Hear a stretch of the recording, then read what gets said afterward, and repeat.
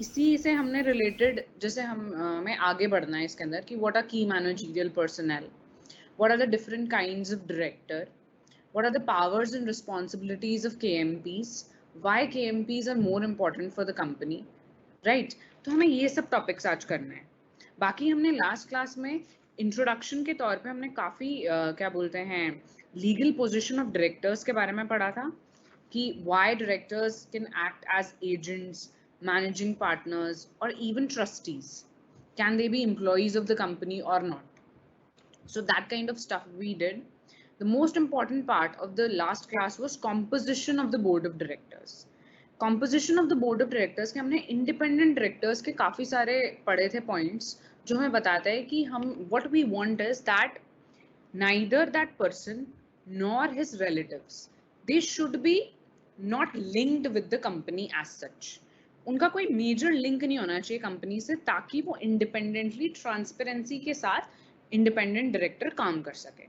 तो इसके लिए कंपनीज एक्ट 2013 ने काफ़ी रूल्स एंड रेगुलेशंस बनाए हैं to make sure that the independent director remains you can say does not remain biased or remains independent for the company affairs, right? तो आज हम शुरू करते हैं। सबसे पहले आज का एजेंडा का टॉपिक शुरू करते हैं और फिर आगे मैं आपके क्वेरीज लूंगी, ठीक है? अच्छा, मुझसे मतलब ये क्वेश्चंस मत पूछा करो कि मैम एग्जाम सेंटर मैसेज के थ्रू पता चलेगा या I don't know.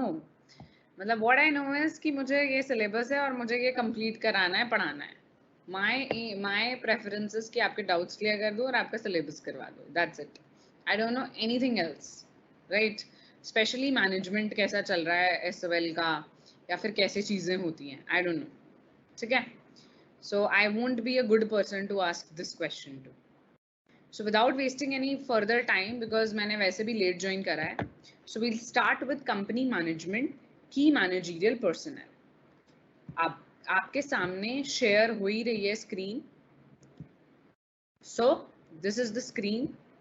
We are starting with the. This is an interesting topic actually, key managerial personnel. You will see. So companies act 2013 introduce this concept, मतलब 1956 में ये KMP नाम का कोई वर्ड ही नहीं हुआ करता था।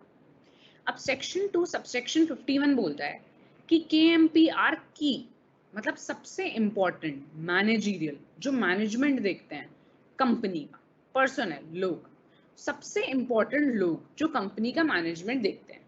तो कंपनीज एक्ट ने उसके अंदर डाला कि पहला होता है सीईओ और द मैनेजिंग डायरेक्टर और the manager of the company, मतलब सीईओ और एमडी, ये दो तो होते ही हैं key managerial personnel. Company secretary, whole time director, whole time मतलब है कि वो फुल टाइम काम करता है, मतलब ही is like a total full time director in the company. जैसे कुछ डायरेक्टर्स होते हैं जो स्लीपिंग डायरेक्टर्स होते हैं, बोले तो स्लीपिंग पार्टनर्स की तरह, कि जो सिर्फ इन्वेस्टमेंट तो डाल देते हैं लेकिन वो ऑपरेशंस में काम नहीं करते कंपनी की। बट होल टाइम डायरेक्टर्स पूरा काम करते हैं, दे आर होल टाइम।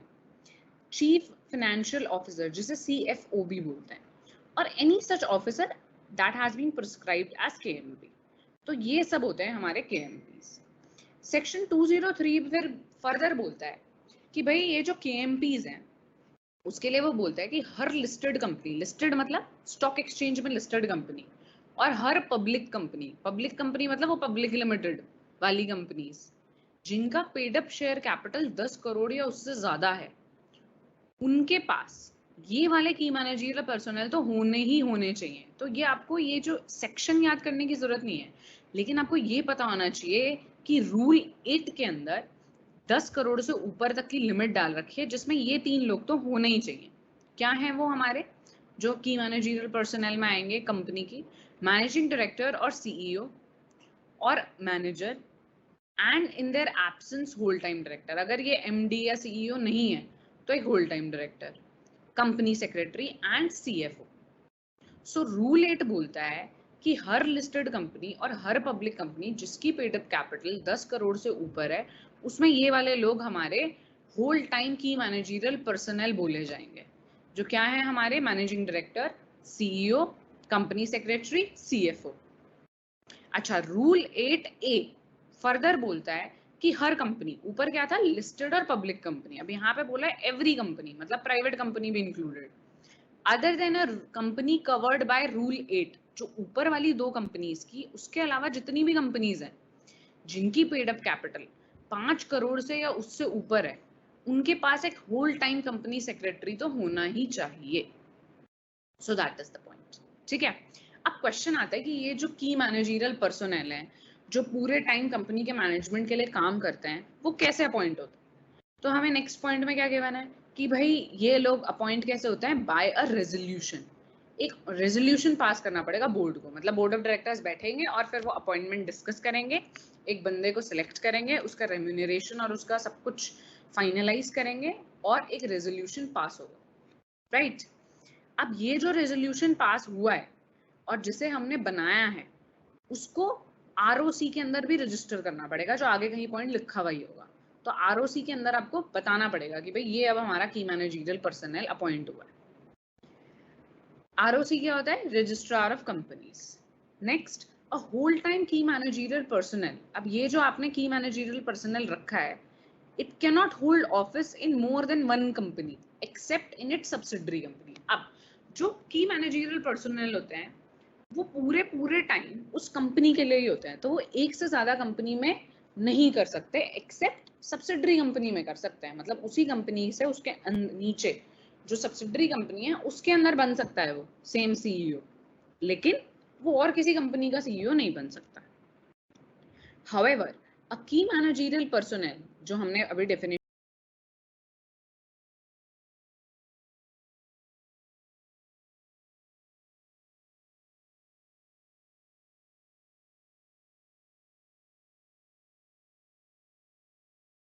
पढ़ी, वो लोग नॉन एग्जीक्यूटिव डायरेक्टरशिप रख सकते हैं दूसरी कंपनीज में।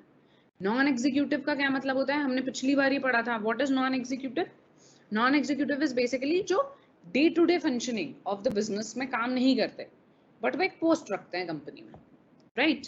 सो जो अगर आप की मैनेजरियल पर्सनल हो किसी कंपनी के, तो आप एक ही कंपनी में हो सकते हो या फिर उसकी सब्सिडरी कंपनी में, नहीं तो आप नॉन एग्जीक्यूटिव डायरेक्टर बन सकते हो, राइट? जिनका ज्यादा रोल नहीं होता दूसरी कंपनी में। और ये सारी डिटेल्स आपको आरओसी में सबमिट करनी पड़ेगी with in 30 days of appointment. अच्छा, अगर कोई भी वैकेंसी निकल जाती है, अगर की managerial personal let's say death हो गई या फिर उसने रिजाइन कर दिया, तो वैकेंसी हो जाएगी। तो वैकेंसी 6 महीने के अंदर अंदर आपकी भर जानी चाहिए। Finally, every listed company, in a listed company and in any other company जिसकी पेड अप कैपिटल 5 करोड़ से ऊपर है, an individual cannot be appointed or reappointed as the chairperson of the company as well as the MD or CEO of the company at the same time। कहने का मतलब क्या है कि एक इंडिविजुअल दो पोस्ट्स नहीं ले सकता। कोई भी कंपनी जिससे 5 करोड़ से ऊपर है, वो बार बार it can not be appointed और reappointed as the chairperson as well as managing director. मतलब कोई दो पोस्ट नहीं ले सकता वो, कि चेयरपर्सन के साथ एमडी भी बन गया या चेयरपर्सन के साथ सीईओ भी बन गया, सेम टाइम पे दो पोस्ट नहीं ले सकते। क्यों ऐसा लॉ बनाया गया है? क्योंकि कंपनीज एक्ट चाहता है कि सब चीजें जिसके पास जो पोजीशन है वो उसका काम करे। अगर तुम चेयरपर्सन हो तो तुम सारे स्टेक होल्डर्स के रिप्रेजेंटेटिव हो कंपनी में। अगर तुम मैनेजिंग डायरेक्टर या सीईओ, तो तुम्हें कंपनी के अफेयर्स चलाने हैं और फिर रिपोर्ट करना है बोर्ड ऑफ डायरेक्टर्स को। तो दो डिफरेंट सेट ऑफ काम है, तो दो डिफरेंट लोग होने चाहिए।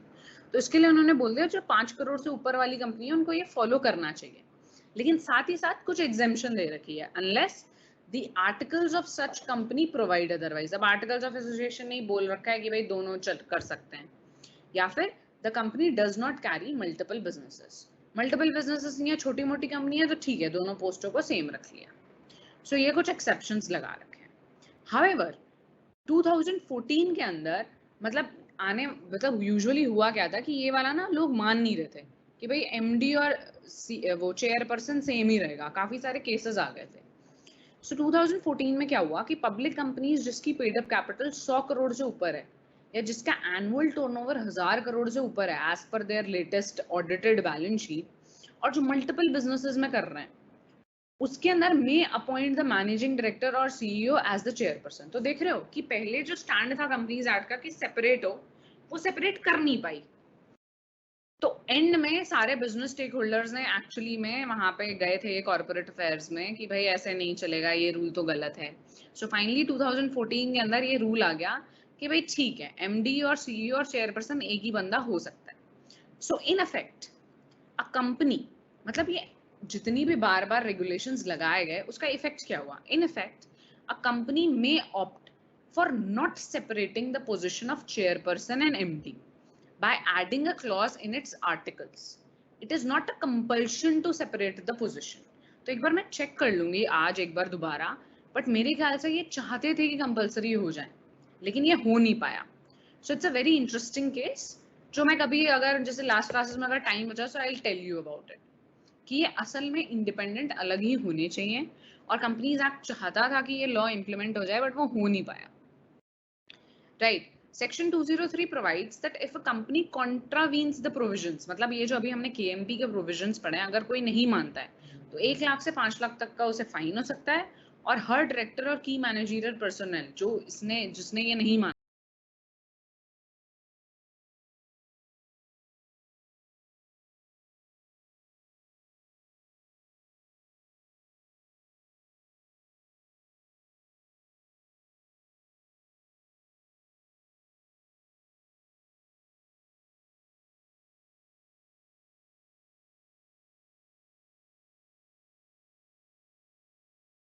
उस इंडिविजुअल पर्सन को 50,000 तक का हो सकता है। मतलब कंपनी को 1 से 5 लाख का हो सकता है, और उस इंडिविजुअल पर्सन को 50,000 तक का हो सकता है।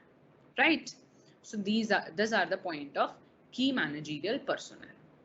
अब जब हम की मैनेजरियल पर्सनल पढ़ रहे हैं तो हम देखेंगे भाई मैनेजिंग डायरेक्टर कौन होता है, सीईओ, सीएफओ या सीएस क्या होता है। These are very easy terms, तो फटाफट से कर लेते हैं। What is managing director? Board of directors manage the affairs of the company. पता ही है भाई, वो सब लोग कंपनी के अफेयर्स चलाते हैं। Either bye means of a committee, वो लोग क्या करते हैं कि कंपनी की मैनेजमेंट को डिफरेंट कमिटीज में डिवाइड कर देते हैं।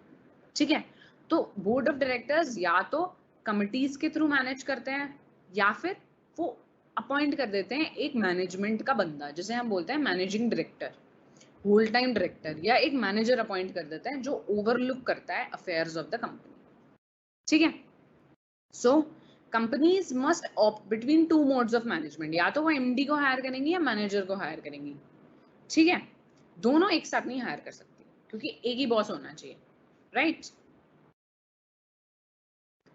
Next,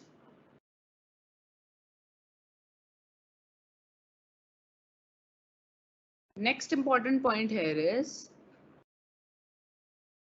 so what is the meaning of managing director under this companies act? वो बोल रहा है कि भाई एग्रीमेंट साइन हुआ है कि वो मैनेजिंग डायरेक्टर है, रेजोल्यूशन पास हुआ है मतलब अपॉइंटमेंट हुआ है कि वो मैनेजिंग डायरेक्टर है, बोर्ड ऑफ डायरेक्टर्स ने उसे मैनेजिंग डायरेक्टर बनाया है, और उसके मेमोरेंडम के अंदर भी is interested with substantial powers है मैनेजमेंट के पास कि वो मैनेजिंग डायरेक्टर अपॉइंट कर सकता है। मतलब इस डेफिनेशन के अंदर कुछ क्लियर पता नहीं चल रहा, लेकिन इतना समझ में आ रहा है कि एक मैनेजिंग डायरेक्टर एक डायरेक्टर ही होगा। Definition also points out that the managing director's powers of managing the affairs of the company must be substantial. ये जो substantial word है, इसका मतलब है कि managing director की managerial person है, उसके पास काफी powers हैं, वो हर administrative act को govern करता है. So that is the point. So the term managing director includes a director occupying a position of managing director by whatever name called. Right? Appointment of managing director, appointment भी same है, या तो agreement sign हुआ है company के साथ, resolution pass हुआ है इन द जनरल मीटिंग, या रेजोल्यूशन पास हुआ है in the board of directors, या फिर मेमोरेंडम और आर्टिकल्स में करा है। ठीक है, ये आपको इतना डीप में जाने की जरूरत नहीं है, आपको सिर्फ पता होना चाहिए कि की मैनेजरियल पर्सनल क्या होता है एंड मैनेजिंग डायरेक्टर क्या होता है। ठीक है,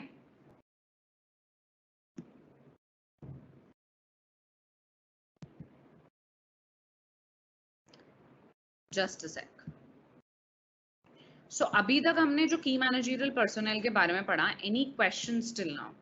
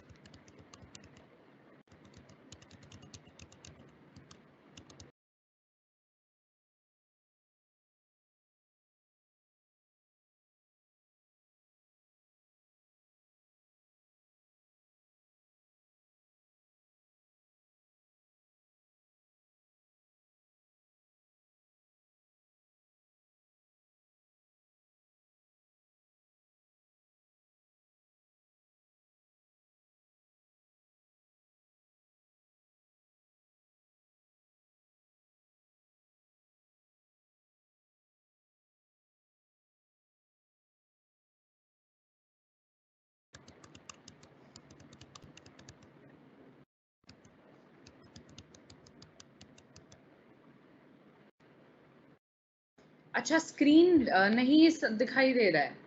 आई होप जो मैं बोल रही थी वो सुनाई दे रहा होगा। That is also more than enough. बाकी मैं दोबारा से शेयर करती हूँ। डेफिनेटली चेतना, अगर मुझे एक्स्ट्रा क्लास भी लेनी पड़ी तो मैं लेके अच्छे से सिलेबस कंप्लीट करवाऊंगी। हाँ जी तन्वी, वुमेन भी इंडिपेंडेंट डायरेक्टर हो सकती है। जबकि हमने लास्ट क्लास में आई थिंक पढ़ा था कि वुमेन डायरेक्टर्स का एक ऑब्लिगेशन है। ओके नहीं, हमने according ma'am women can also become an independent director, that's the question. Number 1 point, एक डायरेक्टर चाहे किसी भी टाइप का डायरेक्टर हो, उसके लिए हमने क्लॉज पढ़ा था सेक्शन 149 क्या बोलता था कि कम से कम एक वुमेन डायरेक्टर तो होनी ही चाहिए। किस केसेस में? हर लिस्टेड कंपनी के पास एक वुमेन डायरेक्टर होनी चाहिए, या फिर कोई भी पब्लिक कंपनी जिसका 100 करोड़ से ऊपर पेड अप कैपिटल है, या फिर कोई भी कंपनी जिसका टर्नओवर 300 करोड़ से ऊपर है। इन 3 केसेस में एक वुमेन डायरेक्टर तो होनी ही चाहिए। और रही बात इंडिपेंडेंट डायरेक्टर की, तो इंडिपेंडेंट डायरेक्टर का हमें ये पता है कि भाई इतना कॉम्पोजिशन होना चाहिए इंडिपेंडेंट डायरेक्टर का, वो वुमेन भी हो सकती है मेल भी हो सकता है। ठीक है, वॉइस नहीं आ रही। I hope that I am now clear. Maybe it's kind of a net connection from your side or my side. Sahil, I don't know final date sheet कब आएगी, but I'll ask. अभी तो syllabus ही नहीं complete हुआ, आ जाएगी, time लगता है। अच्छा, Tanvi is asking ma'am whole time director दूसरी कंपनी का मेंबर हो सकता है एज अ शेयर होल्डर? अब होल टाइम डायरेक्टर सिर्फ खुद की कंपनी का डायरेक्टर हो सकता है, दूसरी कंपनीज में वो नॉन एग्जीक्यूटिव डायरेक्टर हो सकता है, राइट? और वो शेयर होल्डर भी हो सकता है दूसरी कंपनी में। सो ऐसी कोई रिस्ट्रिक्शन नहीं है, डायरेक्टरशिप डिफरेंट डिफरेंट हो सकती है। अभी हम नेक्स्ट टॉपिक यही करते हैं, नंबर ऑफ डायरेक्टरशिप्स भी पढ़ लेते हैं, ठीक है? So no other questions are asked, so we'll continue. मैं दोबारा से शेयर कर रही हूँ स्क्रीन, अब देखते हैं शायद इस समय क्लियर हो।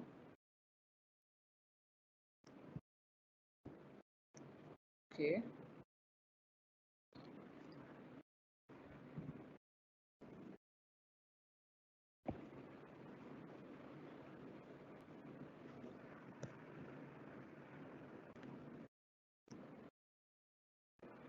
Okay, so now the important part, what is the difference between a managing director and a whole time director? ठीक है, सबसे पहले पढ़ते हैं। अभी हमने पढ़ा था कि मैनेजिंग डायरेक्टर क्या होता है, अब हम पढ़ रहे हैं कि होल टाइम डायरेक्टर क्या होता है। अब सेक्शन 2, जब सारे सेक्शन 2 के अंदर डेफिनेशंस होती हैं, तुम बस ये समझ लो कि होल टाइम डायरेक्टर क्या होता है। Whole time director includes a director जो फुल टाइम एम्प्लॉयमेंट करता है कंपनी की, यानी कि a whole time director devotes all his time and attention to the carry on the operations of the company as may be assigned by the board, and therefore he is almost like a managing director, though not so designated. But a person who does not devote substantiality the whole of his time, तब वो whole time director नहीं होता। मतलब एक line बता रखी है कि जो मैक्सिमम टाइम अपना कंपनी के अफेयर्स में देता है उसे हम होल टाइम डायरेक्टर बोलते हैं, ठीक है? अब it is to be noted that a company can have more than one time whole time. भाई बड़ी कंपनी है तो एक से ज्यादा होल टाइम डायरेक्टर भी हो सकते हैं, डिपेंड करता है कंपनी के ऊपर, राइट? अब हम पढ़ते हैं what is the difference between the two. Number 1, जो मैनेजिंग डायरेक्टर का अपॉइंटमेंट है, it is need not necessary to be made with the consent of the share holders. Instead it can be made by an agreement with the company और by the resolution pass by the board of directors और by virtue of the memorandum. अभी थोड़ी देर पहले हमने पढ़ा कि 4 points होता है कि मैनेजिंग डायरेक्टर कैसे बन सकते हो, तो ये बाकी के 3 पॉइंट्स से भी डायरेक्टर बन सकता है। मतलब कोई कंपल्सरी नहीं है कि तुम्हें शेयर होल्डर्स मीटिंग के अंदर पास करना पड़ेगा। जबकि होल टाइम डायरेक्टर के केस में क्या लिखा हुआ है, that the appointment of the whole time director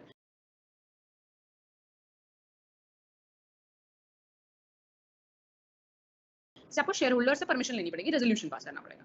अच्छा, a person can be a managing director of 2 companies. अब इसके अंदर क्या लिखा हुआ है कि एक मैनेजिंग डायरेक्टर भाई 2 कंपनियों तक में हो सकता है। अभी हमने पढ़ा था कि एक कंपनी में होगा और उसकी सब्सिडरी में होगा। Let me check just a second.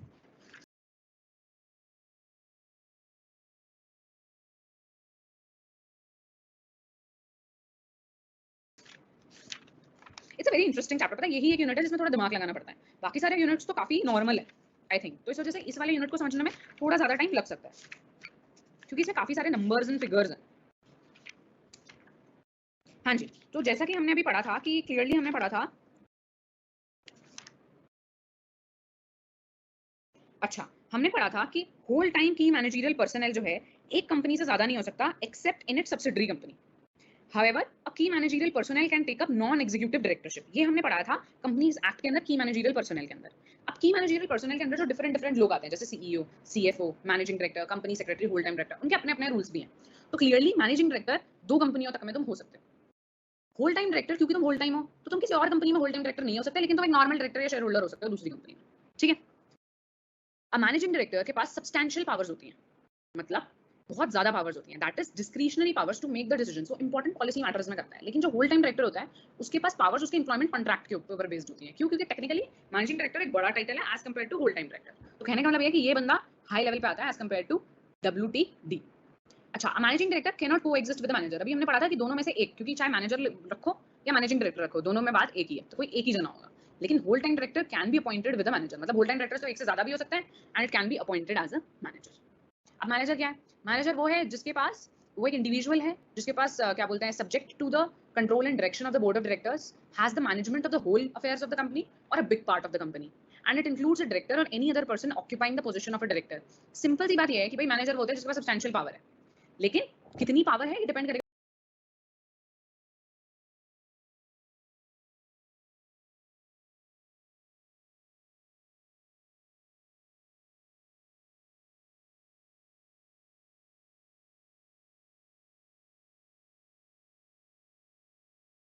कि बोर्ड ऑफ डायरेक्टर्स ने उसे कितनी पावर दी है, बिकॉज एट द एंड सबसे बड़ा बोर्ड ऑफ डायरेक्टर्स है।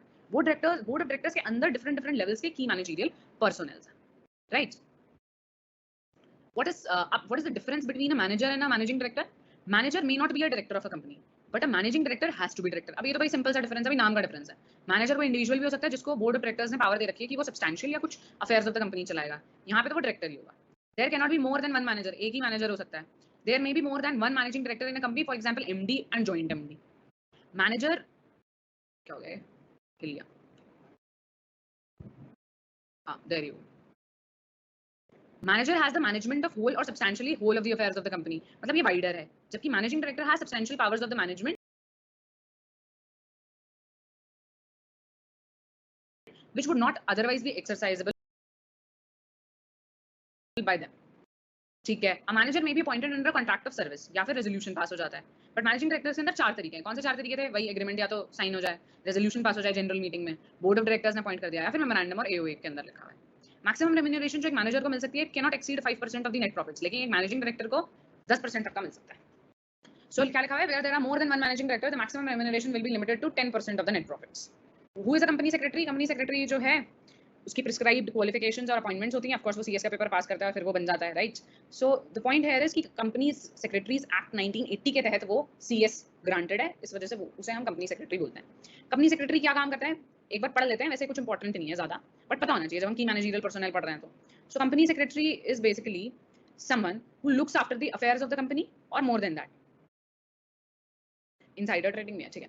So functions of company secretary, भाई वो बोर्ड को रिपोर्ट करते हैं कि आपने कंप्लायंसेस फॉलो करे या नहीं करे, वो सारे एक्ट्स देखते हैं, सारे लॉज देखते हैं कि आपने क्या फॉलो करा क्या नहीं करा, फिर बोर्ड को रिपोर्ट देते हैं। वो इंश्योर करते हैं कि कंपनी जो है सारे सेक्रेटेरियल स्टैंडर्ड्स फॉलो करती है। वो अपनी ड्यूटीज को जैसे है वो करते हैं। ड्यूटीज बेसिकली क्या होती है? उनकी ड्यूटीज होती है कि भाई मीटिंग कन्वीन कराना, अप्रूवल्स लेना बोर्ड ऑफ डायरेक्टर्स से। Basically they assist the board of directors to manage the company. Different regulators या अथॉरिटीज के कनेक्शन में जो भी ड्यूटीज बनती है कंपनी की उसको देखना, सारे लेट्स से फाइल्स को देखना कि वो लॉ के हिसाब से बने हुए हैं कि नहीं, मिनट्स कन्वीन करना, मेंटेन करके रखना कि मीटिंग्स में क्या हो रहा है, दैट इज द पॉइंट, ठीक है। प्रोहिबिशन ऑफ इनसाइडर ट्रेडिंग, ये आपके सिलेबस में टॉपिक नहीं है। बाकी इनसाइडर ट्रेडिंग तो पता ही है क्या होती है, भाई अंदर की इन्फॉर्मेशन मिल जाए तो हम उसे इनसाइडर ट्रेडिंग बोलते हैं, but you can leave this topic. So the type of questions that come from this is, अच्छा, की मैनेजरियल पर्सन ऐसा टॉपिक बनाते हो, difference between managing director and manager, define the term director, what is the legal position, who can be a director, can a director of the company be appointed by the board of directors, explain. ये 2009 में आया था, पुराना हो गया है। 2012 में क्या आया था? Difference between managing director and whole time director. तो ये वाले जो मैंने आपको पीडीएफ दिया है इसके अंदर आप जो डिफरेंसेस हैं, डिफरेंसेस को याद करने का तरीका क्या है कि बेसिस याद कर लेना, फिर तुम अपने आप इसका डिफरेंस जो है ज्यादा बेटर रहेगा एग्जाम टाइम तक के लिए याद रखने के लिए, राइट? सुनाओ सुनाओ till now what we have done so far is कि की मैनेजरियल पर्सन के अंदर आता है सीईओ और MD, company secretary, whole time director, CFO या any other person who has been appointed as a KMP prescribed by companies act, ठीक है। उसके बाद हमने पढ़ा कि भाई होल टाइम डायरेक्टर जो है एक से ज्यादा कंपनी के अंदर की मैनेजरियल पर्सनल नहीं हो सकता। होल टाइम की managerial personal shall not hold office in more than one company except in its subsidiary company. लेकिन की managerial person non executive position ले सकता है। अगर कोई वैकेंसी खाली रहती है तो 6 महीने के अंदर अंदर भरनी पड़ेगी, और अगर तुम ये एक्ट्स नहीं मानते तो भाई कंपनी को अलग से फाइन लग सकता है और इंडिविजुअल केएमपी को अलग से लग सकता है। फिर हमने पढ़ा कि ये जो डिफरेंट पॉइंट्स थे उसके अंदर तुम्हें पता होना चाहिए कि मैनेजिंग डायरेक्टर कौन होता है, मैनेजर कौन होता है, होल टाइम डायरेक्टर कौन होता है, और हमने इन तीन के आपस के डिफरेंसेस पढ़े इनके कि भाई जो मैनेजिंग डायरेक्टर है वो 4 डिफरेंट तरीकों से अपॉइंट हो सकता है, either with the consent of the shareholders in the general meeting, either by the virtue of an agreement with the company, either by virtue of the resolution passed by the board of directors, or by the virtue of the you can say provisions in the memorandum or articles। लेकिन manager के case में ऐसा नहीं होता ना, whole time director के case में होता है, सब में थोड़ा थोड़ा है। सिर्फ एक मैनेजिंग डायरेक्टर है जिसके अंदर 4 डिफरेंट बेसिस है बनने के। उसके बाद इन्होंने नंबर ऑफ कंपनी स्पेसिफाई कर दी कि भाई या तो कोई मैनेजिंग डायरेक्टर बनेगा या वो मैनेजर होगा, दोनों पोस्ट एक साथ नहीं हो सकती। दूसरी बात, मैनेजिंग डायरेक्टर तुम ज्यादा से ज्यादा 2 कंपनी के हो सकते हो। वैसे देखा गया कि एक ही कंपनी के होते हैं यूजुअली एमडीज, 2 कंपनी के भी नहीं होते, काफी काम होता है यार उनके पास। वो डायरेक्टरशिप होल्ड कर सकता है डिफरेंट कंपनीज में, बट वो एक ही कंपनी के एमडीज होते हैं, बट रूल के हिसाब से वो 2 कंपनी तक के बन सकते हैं एमडी। और होल टाइम डायरेक्टर क्योंकि वो होल टाइम है तो वो किसी और कंपनी में होल टाइम डायरेक्टर नहीं बन सकता, लेकिन वो नॉर्मल डायरेक्टरशिप ले सकता है, शेयर होल्डरशिप ले सकता है, मेंबर हो सकता है। So these are the points of key managerial personal. ठीक है, I hope this topic is clear. तो अब मैं तुम्हें बताऊंगी कि डायरेक्टर टाइप्स ऑफ डायरेक्टर्स कर लेते हैं, क्वालिफिकेशन एंड डिस्क्वालिफिकेशंस ऑफ डायरेक्टरशिप करेंगे।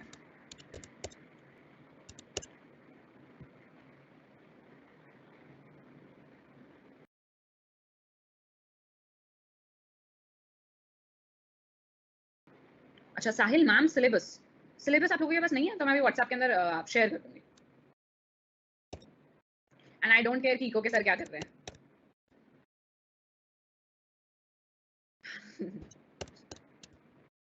मैंने प्रीवियस ईयर के क्वेश्चन पेपर्स कुछ निकाले हैं जो मुझे मिले हैं, वो मैं टेलीग्राम और व्हाट्सएप में जो मैंने आपको लिंक भेजा है आप उसको ज्वाइन कर लो, मैं उसमें आज भेज देती हूँ।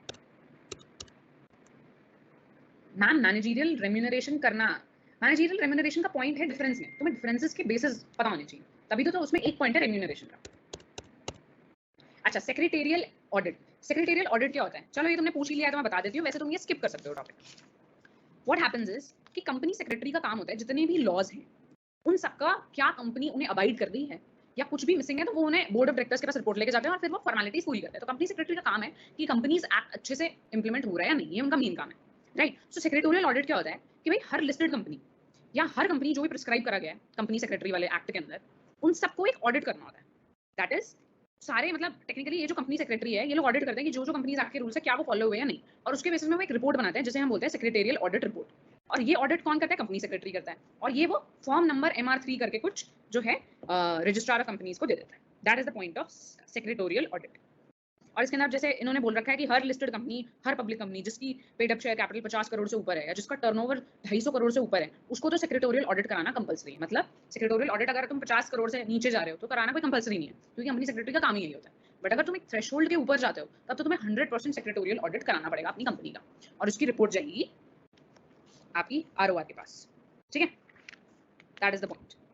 Anything else? Chief financial officer क्या होता है? देखो सीईओ और सीएफओ में डिफरेंस होता है। सीईओ क्या बोलता है? हर तरह का मैनेजमेंट देखता है, all the affairs of the company. Financial officer क्या मतलब है? फाइनेंशियल मैनेजमेंट देखता है कि भाई फंडिंग कहां से आई कंपनी के पास, किस प्रोजेक्ट्स में कितना पैसा जा रहा है, कैसे उसको खर्च करना है। तो सीएफओ एक तरीके से इट्स अ स्पेशलाइज्ड एरिया कि वो फाइनेंसेस हैंडल करता है कंपनी के। तो सीईओ जो है वो सब कुछ हैंडल करता है और सीएफओ फाइनेंस वाला एरिया हैंडल करता है। तो कई बार हम डिफरेंट डिफरेंट इंपॉर्टेंट एरियाज के लिए डिफरेंट डिफरेंट हेड्स बना देते हैं। तो CFO is also a very important person.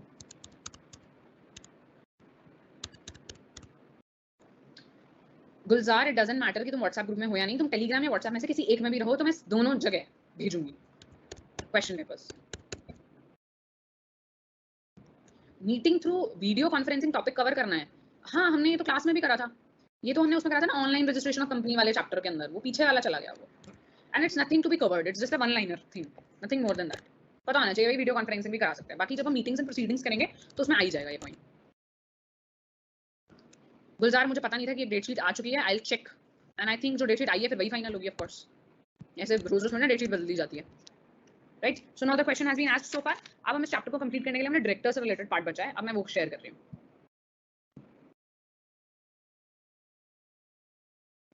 Right, so this is your study material, SOL वाला स्टडी मटेरियल। इसके अंदर हमने कंपनी मैनेजमेंट के ये टॉपिक्स दे रखे हैं इन लोगों ने। अब इसके अंदर ऑब्जेक्टिव्स क्या है? लीगल रिक्वायरमेंट्स पता होनी चाहिए मुझे कंपनी डायरेक्टर्स की, कैसे अपॉइंटमेंट और रिमूवल होता है डायरेक्टर्स का, ठीक है। कॉन्सेप्ट पता होना चाहिए इंडिपेंडेंट डायरेक्टर्स का और की मैनेजरियल पर्सनल का। तो अब हमने लास्ट क्लास में डायरेक्टर की डेफिनेशन कर ली, उसकी लीगल पोजीशन समझ ली। अब हम एक बार ये नंबर ऑफ डायरेक्टर्स दोबारा पढ़ लेते हैं। The minimum number of directors to be appointed public companies is 3 directors. मतलब मिनिमम क्या है? पब्लिक कंपनी में 3, प्राइवेट कंपनी में 2, 1% कंपनी में 1 तो होना ही चाहिए डायरेक्टर। और मैक्सिमम डायरेक्टरशिप कितनी है? 15। लेकिन ये सेट लिमिट बढ़ा सकते हो अगर तुम स्पेशल रेजोल्यूशन पास कर लो। However these limits are not applicable on section 8 companies. Section 8 companies ना वो होती हैं वो नॉन NPOs वाली, NGOs वाली, उनका मतलब मेन एम प्रॉफिट कमाना नहीं होता। तो ऐसे लोगों के लिए लिमिट एप्लीकेबल नहीं है। अदरवाइज आपका हो गया minimum 3 to 1 depending upon the type of company, maximum 15 जो आप इंक्रीज भी कर सकते हो by passing a special resolution. Classification, there are basically 2 types of directors, executive और नॉन एग्जीक्यूटिव। एग्जीक्यूटिव क्या होता है? एग्जीक्यूटिव या तो होल टाइम डायरेक्टर्स होते हैं या मैनेजिंग। अब इन्होंने क्यों बोला ये? एग्जीक्यूटिव डायरेक्टर वो होता है जो डे टू डे फंक्शनिंग के ऊपर काम करता है, इसलिए वो एग्जीक्यूटिव है। नॉन एग्जीक्यूटिव वो होता है जो डे टू डे फंक्शनिंग में काम ही नहीं करता, पार्टिसिपेट ही नहीं करता, इस वजह से वो नॉन एग्जीक्यूटिव होता है, ठीक है। Further classification of directors, different types of directors और होते हैं। First director, resident director, women director, independent director, small shareholder director जिसका क्वेश्चन अभी पूछा था।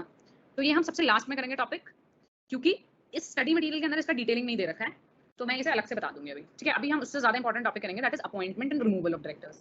Appointment for smooth effective and efficient functioning of the company, ताकि आराम से कंपनी चल सके हमें अपॉइंटमेंट बहुत सोच समझ के करना चाहिए, और अपॉइंटमेंट तो करना ही पड़ेगा, अनअवॉइडेबल है। सो कंपनीज एक्ट बोलती है there are many several types of directors that are appointed for successful operation and smooth functioning. अब उनको अपॉइंट करने के अलग अलग तरीके बता दिए इन्होंने, ठीक है। भाई फर्स्ट डायरेक्टर को अपॉइंट कैसे करना है, सब्सिक्वेंट को कैसे करना है, retirement by rotation, resident, women, ऐसे करके लिखा हुआ है, ठीक है। अब मुझे ना इसका जो लिखने का तरीका है वो मुझे पर्सनली बहुत कॉम्पैक्ट लगता है। इस वजह से मैं आपको इसे, ये वाला टॉपिक दूसरी जगह से पढ़ाना चाहूंगी, that is from this part, right.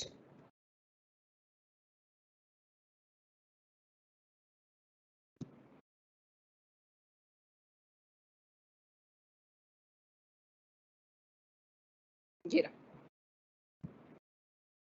appointment of directors. Before I start with appointment, let me see. इसमें टाइप्स ऑफ डायरेक्टर्स कैसे नहीं है? अच्छा, टाइप ऑफ डायरेक्टर्स बाद में दे रखा है इन्होंने, ठीक है। तो सबसे पहले हम करेंगे appointment of directors. Now directors of a company can be appointed in the following ways by small share holders as regard to small shareholder director. हमने पढ़ा था कि स्मॉल शेयर होल्डर्स कौन होते हैं? जो 20,000 से कम इन्वेस्ट करते हैं आपकी, क्या बोलते हैं, कंपनी के अंदर, उसे हम बोलते हैं स्मॉल शेयर होल्डर डायरेक्टर। आप स्मॉल शेयर होल्डर डायरेक्टर को रिटेल शेयर होल्डर से कंपेयर मत करना। रिटेल शेयर होल्डर, हमने याद है, हमने प्रोस्पेक्टस वाले चैप्टर में आईपीओ वाला टॉपिक करा था, उसमें हमने पढ़ा था कि रिटेल शेयर होल्डर्स वो होते हैं जो 2 लाख तक का इन्वेस्टमेंट करते हैं आईपीओ में, और स्मॉल शेयर होल्डर डायरेक्टर्स होते हैं जो 20,000 से कम तक का होता है। सो डायरेक्टर्स की अपॉइंटमेंट क्या होती है? By the small share holders, by the articles of association से first directors, by a company in a general meeting as regard to subsequent director, by the board of directors, by proportional representation and by the tribunal. जब हम अगर ये 6 के type करेंगे तो हमें types of directors भी इसी टॉपिक में कवर हो जाते हैं, और ये भी पता चल जाता है कि इनकी अपॉइंटमेंट कैसे होगी। अब एक एक करके समझते हैं। सबसे पहले small directors, small share holders director, ठीक है। अब section 151 of the companies act, साथ साथ रूल 7, मतलब दोनों को साथ अगर हम पढ़ें तो हमें समझ में आएगा कि अपॉइंटमेंट कैसे होता है स्मॉल शेयर होल्डर डायरेक्टर का, ठीक है। Appointment of the candidate of the small shareholder director shall take place only if it is approved by an ordinary resolution of the shareholders. तो पहले हमने प्रोस्पेक्टस वाले चैप्टर में पढ़ा था कि कोई कंपलसरी नहीं है कि आप स्मॉल शेयर होल्डर्स जो हैं आपके, जो 20,000 से कम इन्वेस्टेड है, बहुत सारे, लेट्स से 100 शेयर होल्डर्स हैं जो स्मॉल शेयर होल्डर्स हैं, तो जरूरी नहीं कि कोई कंपनी उनमें से एक रिप्रेजेंटेटिव बनाए जिसको हम बोलेंगे small shareholder director. But अगर वो बनाती है तो कौन इलेक्ट करेगा उन्हें? स्मॉल शेयर होल्डर्स इलेक्ट करेंगे, वो अपने में से डिसाइड करेंगे कि उनका डायरेक्टर कौन बनेगा। So that is the first type. Second type है फर्स्ट डायरेक्टर्स। वो कैसे बनते हैं? आर्टिकल्स के थ्रू बनते हैं। तो क्या लिखा हुआ है? That the first directors are usually appointed by name in the articles when the articles do not provide for the appointment of first directors, मतलब फर्स्ट डायरेक्टर मतलब पहले डायरेक्टर्स ऑफ द कंपनी अगर नहीं दे रखा आर्टिकल्स ने, तो जो memorandum of association में जो सब्सक्राइब करते हैं ना, कि हम इंडिविजुअल्स मेमोरेंडम ऑफ एसोसिएशन में सब्सक्राइब करते हैं, मतलब वो मिलकर कंपनी बनाते हैं, तो उन्हीं को हम फर्स्ट डायरेक्टर्स मान लेंगे। They shall be deemed to be the first directors of the company जब तक कोई और अपॉइंटमेंट नहीं होता, ठीक है। Third, by a company in a general meeting. अब तीसरा कि सब्सिक्वेंट डायरेक्टर्स कब बनते हैं? देखो पहले डायरेक्टर तो तुम्हारे आर्टिकल से बन गए, आर्टिकल से नहीं बने तो जिन्होंने एमओए में सब्सक्राइब करा वो बन गए। तीसरा आ गया जो जनरल मीटिंग जब होती है, एनुअल जनरल मीटिंग, उसके अंदर कंपनी ने सब्सिक्वेंट डायरेक्टर्स अपॉइंट करें। So it says that a director of a company other than the first director of course, वो अपॉइंट होंगे जनरल मीटिंग्स के अंदर। जो पर्सन अपॉइंट होगा उसके पास डायरेक्टर आइडेंटिफिकेशन नंबर होना ही चाहिए। वो डायरेक्टर आइडेंटिफिकेशन नंबर कौन देता है? सेंट्रल गवर्नमेंट देती है हर डायरेक्टर को। और जो भी अपॉइंट होता है उसकी इन्फॉर्मेशन आपको रजिस्ट्रार को सबमिट करनी पड़ेगी, उसकी कंसेंट आपको साइन करके सबमिट करनी पड़ेगी। कितने दिनों में? 30 डेज के अंदर अंदर करनी पड़ेगी। और कहाँ पे फाइल करनी पड़ेगी? आरओसी के पास, जिसे हम बोलते हैं रजिस्ट्रार ऑफ कंपनीज, ठीक है। अच्छा, अब इसी के अंदर एक टॉपिक है, ये जो सब्सिक्वेंट डायरेक्टर्स है, ये तो हम समझ गए कि भाई ये कैसे अपॉइंट होते हैं, दिन नंबर होना चाहिए इनका, जनरल एनुअल जनरल मीटिंग में अपॉइंट होता है, फिर उनकी डिटेल्स हम आरओसी के पास भेज देते हैं। दूसरा पॉइंट लिखा हुआ है rotation and non rotational directors. अच्छा, कई बार क्या होता है कि unless articles provide for the retirement of all directors, या तो आर्टिकल्स ऑफ एसोसिएशन बताया हुआ कि हर डायरेक्टर कब रिटायर होगा, जब अपॉइंट करा था उसी समय बताओ, ठीक है। So, Section 152 provides that unless the articles provide for the retirement of all the directors at every annual general meeting, at least 2/3 of the total number of directors of a public company are liable to be retired by rotation. तो जो public companies होती हैं उनके लिए ये rule निकाल रखा है कि भाई जो 2/3 है, मतलब एटलीस्ट 2/3, मतलब 2/3 या 2/3 से ज्यादा of the total number of directors, they are liable for rotation. तो मतलब अगर टोटल डायरेक्टर्स 1 है तो उसका 2/3 जो है वो रोटेशनल डायरेक्टर्स होंगे और बाकी के नॉन रोटेशनल डायरेक्टर्स होंगे, ठीक है। It provides that the remaining directors shall be subject to the provisions. तो कहने का मतलब क्या है कि भाई 2 तरह के डायरेक्टर्स हो सकते हैं, रोटेशनल और नॉन रोटेशनल। आर्टिकल्स प्रोवाइड करेंगे कि रिटायरमेंट कैसे होगा इन डायरेक्टर्स का हर जनरल मीटिंग में। अब एटलीस्ट 2/3 ऑफ द डायरेक्टर्स तो रोटेशनल होंगे, बाकी के सारे नॉन रोटेशनल होंगे, यानी कि वो आर्टिकल से असिस्ट होंगे। अब ये तो था पब्लिक कंपनी का। In case of private company which is not a subsidiary of public company, मतलब या वो खुद की प्राइवेट कंपनी होनी चाहिए, ना वो पब्लिक कंपनी की सब्सिडरी होनी चाहिए। याद है हमने पढ़ा था कि पब्लिक कंपनी की सब्सिडरी असल में पब्लिक कंपनी होती है, तो ये लाइन लिखने की जरूरत भी नहीं थी अगर किसी को कॉन्सेप्ट पता हो तो। यानी कि in case of private company it is not compulsory कि उनके पास रोटेशनल डायरेक्टर्स हों, जो एक बार बन गए वही पड़े रहेंगे। लेकिन अगर तुम पब्लिक कंपनी हो तो उस केस में तुम्हारे 2/3 डायरेक्टर्स को तुम्हें रोटेट करना पड़ेगा। 1/3 या नियरेस्ट टू 1/3 उनको हर एनुअल जनरल मीटिंग में तुम बदल दो। ठीक है। रिटायरमेंट हमेशा म्यूचुअल कंसेंट से लिए होता है, और जिस दिन तुम रिटायर करते हो उसी दिन क्या बोलते हैं, नया अपॉइंट हो जाना चाहिए। अच्छा, it has been held by the Delhi high court. अब एक एग्जांपल देख लेते हैं। Directors can not prolong their tenure by not holding a meeting. अब कई बार क्या हो सकता है कि क्या हो सकता है, जनरल मीटिंग करेंगे ही नहीं, क्योंकि हमने क्या लिखा कि हर जनरल मीटिंग के अंदर रिटायर होना पड़ता है। ठीक है, जो वो है नॉन रोटेशनल वाले, क्या लिखा हुआ है, that 2/3 directors are subject to retirement by rotation. 2/3 तो रोटेशनली रिटायर होते रहेंगे आर्टिकल्स के हिसाब से। जो 1/3 है वो हर एनुअल जनरल मीटिंग में रिटायर होते रहेंगे। बट अगर सपोज तुम एनुअल जनरल मीटिंग रखते ही नहीं हो, तो इसका ये मतलब नहीं है कि तुम्हारा क्या बोलते हैं डायरेक्टरशिप बढ़ जाएगी, वो ऑटोमेटिक एक्सपायर हो जाएंगे अगर तुमने एनुअल जनरल मीटिंग नहीं रखी। बाकी हम जो अभी अगला चैप्टर पढ़ेंगे ना, अगले केसेस में जिसको हम बोलते हैं मीटिंग, उसमें भी रूल निकाल रखा है कि एनुअल जनरल मीटिंग कैसे और कब होती है। सो बट ठीक है, इसके अंदर क्या लिखा है कि डायरेक्टर्स जो है चाह के भी अपना टेन्योर नहीं बढ़ा सकते, वो मीटिंग ही होल्ड ना करे टाइम पे, वो ऑटोमेटिकली हम उन्हें एक्सपायर्ड मांगेंगे उनकी tenure. Reappointment of retiring director. Question आता है कि ठीक है भाई, रोटेशनल डायरेक्टर्स हैं या नॉन रोटेशनल है, तुमने उन्हें रिटायर कर दिया, क्या वो वापस रीइलेक्ट हो सकते हैं? तो क्या लिखा हुआ है, that the retiring director is subject to reelection. Reelection हो सकता है। तो it provides that the annual general meeting at which the director retire, जिस भी एनुअल जनरल मीटिंग में जो डायरेक्टर रिटायर होता है, the company will fill up this vacancy by appointing the director और एनी अदर पर्सन। या तो वो उसी को वापस कर देंगे या फिर कोई और पर्सन को कर देंगे। ठीक है। The vacancy caused by the retirement of a director by rotation should be filled up at the same meeting. अब ये तो हमने पहले भी पढ़ा था कि भाई जो रिटायर होता है उसको तुरंत फिर नया हो जाना चाहिए, unless the company decides not to fill the vacancy. If the vacancy is not filled at the general meeting of the company, it shall be filled at the adjourned meeting which will be held same day। अगर तुम annual general meeting में नहीं higher कर पाए तो उसी दिन तुम्हें एक नई मीटिंग निकालनी पड़ेगी specifically for this purpose. If an adjourned meeting also the vacancy, जो तुमने एक्स्ट्रा मीटिंग निकाली थी तुम उसमें भी नहीं कर पाए, और if at the meeting it is expressly evolve कि भाई अभी हमें भरनी नहीं है vacancy, then the retiring director will be appointed, shall be deemed to have been appointed except in the following cases। मतलब अगर तुम एनुअल जनरल मीटिंग में तुमने या तो किसी और को अपॉइंट कर दिया, सपोज तुमने नहीं अपॉइंट कर पाए, फिर तुमने एडजर्न्ड मीटिंग, एक स्पेशल मीटिंग निकाली जो एनुअल जनरल मीटिंग के बाद हुई, उसी दिन हुई, उसमें भी तुम वैकेंसी फिल नहीं कर पाए। ठीक है। सो अगर दोनों केसेस में तुम नहीं फिल कर पाए और तुमने ये एक्सप्रेसली डिसाइड भी नहीं करा दोनों मीटिंग्स में कि तुम्हें वैकेंसी अभी फिल ही नहीं करनी, मतलब रिटर्न में नहीं लिखा कि अभी वैकेंसी हम फिल नहीं कर रहे, तो उस केस में जो रिटायरिंग डायरेक्टर होगा उसी को हम बोल लेंगे कि भाई वही अपॉइंट हो गया, accept in these specific cases कि भाई लेट्स से कि वो रीअपॉइंटमेंट के लायक ही नहीं है, क्वालिफाइड नहीं है, वो डिस्क्वालीफाई हो चुका है, या फिर एक स्पेशल रेजोल्यूशन पास हो गया कि भाई इसका अपॉइंटमेंट रीअपॉइंटमेंट वापस नहीं होगा, ऐसे करके कुछ है। ठीक है। या फिर उस पर उसने उसी ने मना कर दिया कि भाई मेरे को नहीं बनना डायरेक्टर, तो ये सब कुछ केसेस है कि उस केसेस में रीअपॉइंटमेंट नहीं होगा। ठीक है।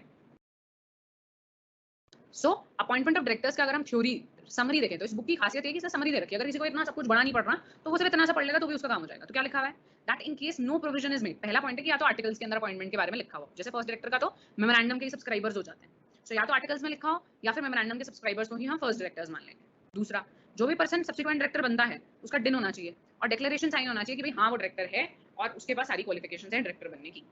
Every person who has been appointed to hold office of a director on or before the appointment, अब जो भी डायरेक्टर बना है उसे 30 दिन के अंदर अंदर आरओसी के पास चली जानी चाहिए इन्फॉर्मेशन कि नया डायरेक्टर अपॉइंट हुआ है, किस फॉर्म में, DIR 2 में। फिर 1/3 और नियरेस्ट टू 1/3 डायरेक्टर्स रिटायर हो जाते हैं बाय रोटेशन, और बाकी के 2/3 ये कुछ गड़बड़ लिखा हुआ है, एक सेकंड लेट मी कंफर्म।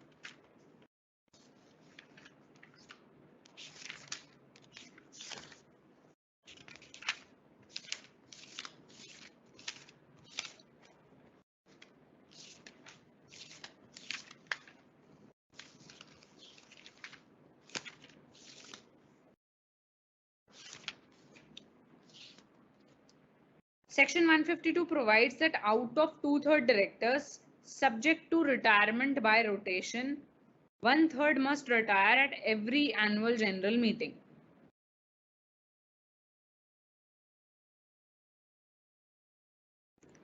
देखो, I repeat about the rotation, ये लाइन कई बार कंफ्यूज कर सकती है। या तो तुम्हारे आर्टिकल्स के अंदर सारी की सारे डायरेक्टर्स को एनुअल जनरल मीटिंग में रिटायर करने का लिखा हुआ होगा, ठीक है। अगर नहीं लिखा हुआ है फिर भी जो 2/3 डायरेक्टर्स हैं total of a public company वो ऑटोमेटिक रिटायर हो जाएंगे by rotation as per annual general meeting. Annual general meeting में वो 2/3 of the directors automatic retire हो जाएंगे अगर तुम्हारे आर्टिकल्स में कुछ भी नहीं लिखा हुआ इस बारे में, ठीक है। दूसरा पॉइंट ये बोलता है कि अब जो 2/3 डायरेक्टर्स हैं वो जो रिटायरमेंट होएगा ही रोटेशन में अगर आर्टिकल्स में कुछ भी नहीं लिखा हुआ है, और जो बाकी के बचे हुए 1/3 डायरेक्टर्स हैं उनको भी एनुअल जनरल मीटिंग में रिटायर होना पड़ेगा, ठीक है। सो 1/3 of the directors must retire at an annual general meeting every year, क्योंकि ये एवरी ईयर रिटायर हो रहे हैं इस वजह से इधर बाय रोटेशन लिखा हुआ है। Directors to retire by rotation shall be those who have been longest in office since the last appointment. अब इसमें क्या होता है कि भाई लेट्स से कि 2/3, जैसे बहुत सारे डायरेक्टर्स है, कैसे डिसाइड होगा कि कौन से 2/3 होंगे? तो भैया तुम्हारे डेट तो मेंशन है ना, किस किस डेट पे वो डायरेक्टर बने, तो जिसने सबसे ज्यादा सर्व करा है पहले उसे रिटायर करेंगे। वही बात है भाई, जिसकी एज सबसे ज्यादा है पहले उसको रिटायर करता है, फिर उसके बाद नेक्स्ट, फिर उसके बाद नेक्स्ट। कंपनी जो वैकेंसी है या तो वो पुराने वाले डायरेक्टर को अपॉइंट कर सकती है या फिर किसी और पर्सन को अपॉइंट कर सकती है। लेकिन अगर तुम वैकेंसी फुलफिल नहीं करते एनुअल जनरल मीटिंग में, तुम फुलफिल नहीं करते एडजर्न्ड मीटिंग में, तो उस केस में अलग हम मान लेंगे कि भाई रिटायरिंग डायरेक्टर ही दोबारा अपॉइंट हो गया।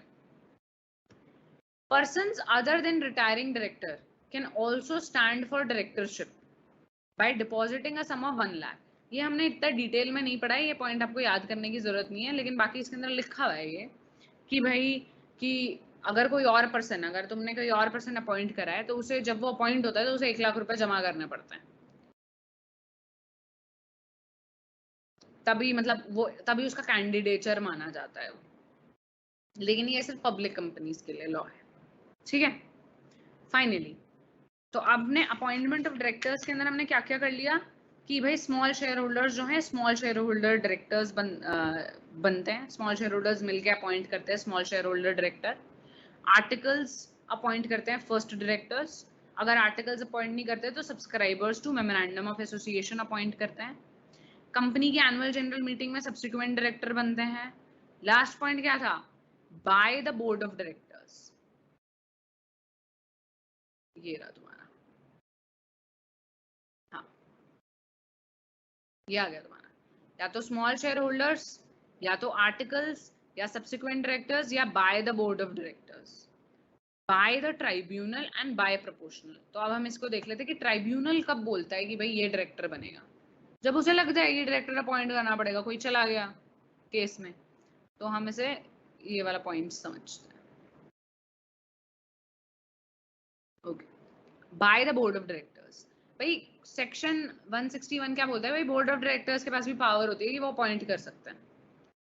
किस केस में वो अपॉइंट करते हैं? यूजुअली एडिशनल डायरेक्टर अपॉइंट कर सकते हैं, वो अल्टरनेट डायरेक्टर अपॉइंट कर सकते हैं, वो नॉमिनी डायरेक्टर अपॉइंट कर सकते हैं, नहीं तो वो कैजुअल वैकेंसी भी फिल अप कर सकते हैं। आपको बस इतना ही पता होना चाहिए। एडिशनल डायरेक्टर्स कौन होते हैं? एडिशनल डायरेक्टर वो होता है बेसिकली जो डायरेक्टर के साथ एक extra director, that is he is that director who holds office only up to the date of next annual general meeting। मतलब वो अगली एनुअल जनरल मीटिंग में ऑटोमेटिक रिटायर हो जाएगा, या फिर और the last date by which the annual general meeting should be held. Alternate director क्या होता है कि भाई वो डायरेक्टर नहीं बन पा रहा तो दूसरा बन गया, राइट। सो डायरेक्टर्स की अपॉइंटमेंट, डायरेक्टर्स की जो अपॉइंटमेंट है वो कौन कौन कर सकता है? स्मॉल शेयर होल्डर्स मिलके small share holders director appoint करते हैं। आर्टिकल्स फर्स्ट डायरेक्टर अपॉइंट करता है, अगर आर्टिकल्स नहीं कर रहे तो एमओए के सब्सक्राइबर्स अपॉइंट करते हैं, ठीक है। फिर उसके अलावा हमने क्या पढ़ा कि लेट से कंपनी जो है एनुअल जनरल मीटिंग में अपॉइंट कर देती है। अगर कंपनी नहीं कर पा रही तो खुद board of directors he nominee director या फिर एडिशनल डायरेक्टर्स या फिर कैजुअल वैकेंसी खुद फिलअप कर लेते हैं अपॉइंट करके। फिर है by proportionate representation. Proportionate representation का क्या मतलब है कि कई बार क्या होता है कि डायरेक्टर्स यूजुअली मेजॉरिटी लोग मिलके अपॉइंट करते हैं डायरेक्टर्स, है ना, बट कई बार क्या होता है कि articles provide that the appointment of not less than 2/3 of the total number of directors shall be according to the system of proportional representation, either by the single transferable vote or by a system of cumulative appointment।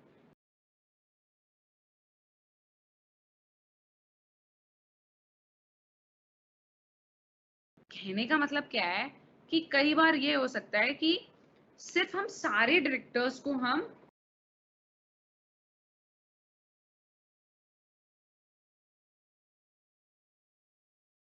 Appoint नहीं कर रहे किसी एक mood से, 2/3 of the directors को हम voting के through vote कर रहे हैं, बाकियों को हम किसी और के थ्रू कर रहे हैं। तो तुम्हें इसके लिए बस इतना पता होना चाहिए कि प्रोपोर्शनल रिप्रेजेंटेशन में क्या होता है कि कुछ डायरेक्टर्स किसी और मोड से अपॉइंट हो रहे हैं,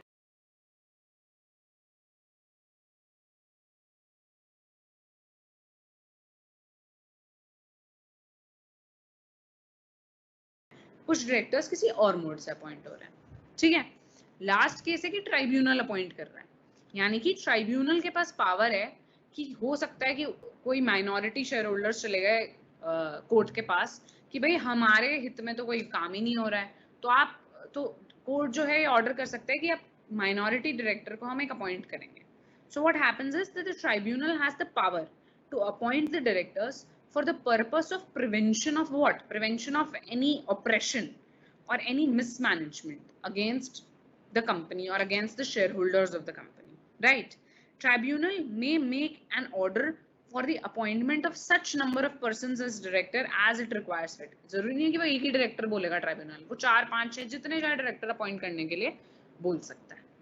ठीक है. So this is the whole topic of appointment of directors. तो हमारे 6 तरीकों से अपॉइंटमेंट हो सकती है. ठीक है. Any questions from this topic of appointment so far?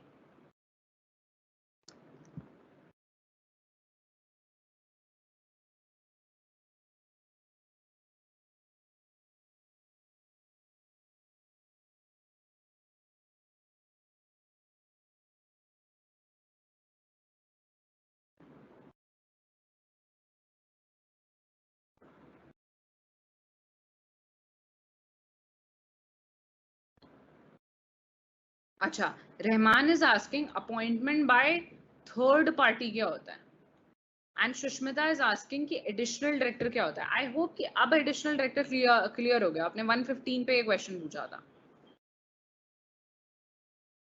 अच्छा, डायरेक्टर और मैनेजर में क्या डिफरेंस है? That is very common Chaitanya. Who is the director of a company? जैसे अभी हमने तरीके पढ़े कि डायरेक्टर कैसे कैसे अपॉइंट होता है, उसे डायरेक्टरशिप दी जाती है, वो भी अफेयर्स ऑफ द मैनेजमेंट ही देखता है, राइट? लेकिन जो मैनेजर होता है उसको स्पेसिफिकली अपॉइंट करा जाता है कि उसे ये काम करना है. So he is like an employee. A manager is like an employee of the company जो बोर्ड ऑफ डायरेक्टर्स के लिए या कंपनी के लिए काम करता है. बट डायरेक्टर कौन है? Director is the person who is representing the company itself. तो डायरेक्टर की पोजीशन ज्यादा बड़ी होती है मैनेजर की कम.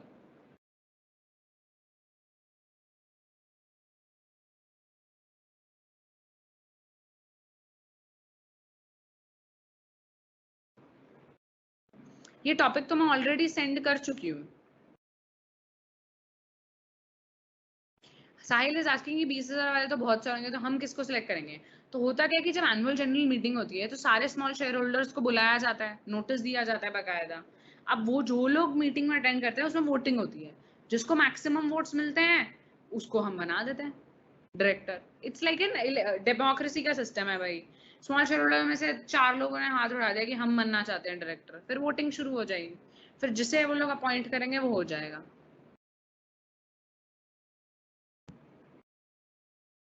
अच्छा, रोटेशनल और नॉन रोटेशनल दोबारा समझा देती हूँ मैं एक बार. हरमीत इज सेइंग 2/3 लायबल है बट रिटायर 1/3 ही होंगे. रिटायर तो सारे ही हो रहे हैं. देखो, पहला केस है कि आर्टिकल्स के अंदर क्लियरली लिखा हुआ है कि हर एनुअल जनरल मीटिंग में जो बोर्ड ऑफ डायरेक्टर्स हैं वो ऑटोमेटिक रिटायर हो जाएंगे. किस केस में? पब्लिक कंपनी के केस में. देखो क्लियरली क्या लिखा हुआ है. Let me read the line for you. इसमें इतने सारे सिस्टम बना रखे हैं ना कि कंफ्यूज हो जाता है, मिक्स हो जाता है सब कुछ. ध्यान से समझो क्या लिखा हुआ है. Section 152 provides that unless the articles provide for the retirement of all the directors at every annual general meeting, या तो तुम्हारे आर्टिकल्स ऑफ एसोसिएशन के अंदर क्लियरली लिखा हुआ होगा कि हर जनरल मीटिंग में सारे के सारे डायरेक्टर रिटायर हो जाएंगे, मतलब हर साल बदलते रहेंगे. अगर ये नहीं लिखा हुआ है तो उस केस में ऑटोमेटिकली तो भी तुम्हें 2/3 of the total number of directors जो पब्लिक कंपनी के हैं उनको तो रिटायर करना ही पड़ेगा. तो जो 2/3 ऑफ द डायरेक्टर्स है जिन्हें तुम्हें रिटायर करना ही पड़ेगा, अगर तुमने आर्टिकल्स में सबको रिटायर करने का नहीं लिखा हुआ, उन्हें हम रोटेशनल डायरेक्टर्स बोलते हैं. क्या बोलते हैं? Rotational director. तो तुम्हारा जो क्वेश्चन है that who are the rotational directors, 2/3 of the directors are rotational directors, right? 2/3 को रिटायर होना ही पड़ेगा. किस केस में? अगर तुम पब्लिक कंपनी हो. ठीक है. अब नॉन रोटेशनल डायरेक्टर कौन हो गए? जो बाकी के बचे हुए 1/3. सो द रूल इज कि आर्टिकल्स के अंदर लिखा हुआ होगा कि हर जनरल मीटिंग में सारे डायरेक्टर्स रिटायर हो रहे हैं. अगर नहीं लिखा हुआ और तुम पब्लिक कंपनी हो तो उस केस में 2/3 ऑफ द डायरेक्टर्स तो तुम्हारे रिटायर होंगे एनुअल जनरल मीटिंग में, और उसके बदले तुम्हें नया करना पड़ेगा। और जो बाकी के 1/3 है उनको भी तुम रिटायर करोगे नेक्स्ट एनुअल जनरल मीटिंग में। So section 152 provides that out of the 2/3 directors subject to the retirement by rotation, मतलब 2/3 डायरेक्टर्स जो है वो रोटेशनल डायरेक्टर्स है। अगर वो पब्लिक कंपनी है तो 2/3 तो रोटेशनली होंगे, जिन्हें रोटेशनली रिटायर होना पड़ेगा। फिर उसके बाद क्या लिखा हुआ है 1/3 और द नियरेस्ट टू 1/3, 1/3 बोले तो 33.3% के नियरेस्ट जो आता है उनको भी रिटायर होना पड़ेगा एनुअल जनरल मीटिंग में एवरी ईयर। तो कैसे डिसाइड होता है वो, उनका टेन्योर होता है, तो जो लाइन वाइज आ रहा है, जो जिस भी टेन्योर में आता है।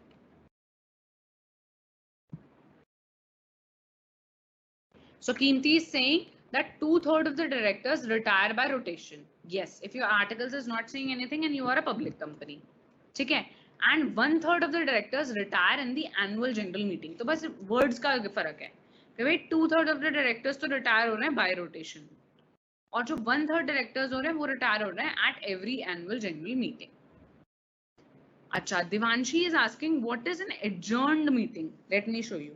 एक होती है annual general meeting, उसके अंदर कोई काम खत्म नहीं होता। एडजर्न मीटिंग एक स्पेशल एजेंडा के लिए तुमने निकाली।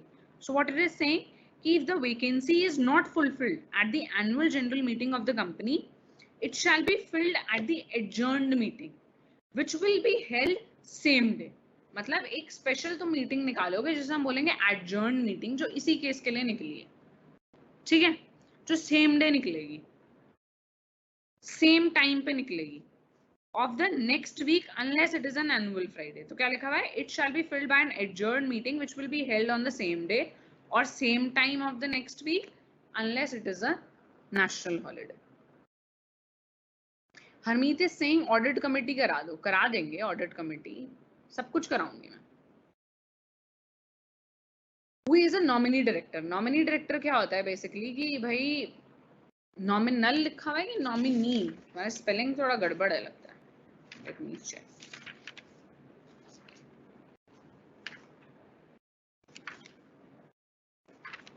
देखो, नॉमिनी डायरेक्टर वो होता है बेसिकली कि जो डायरेक्टर ऑलरेडी है, राइट, एक प्रॉपर लेट्स से एक रिप्रेजेंटेशन को हम बोलते हैं नॉमिनी। फॉर एग्जांपल अगर हम बैंक में जाते हैं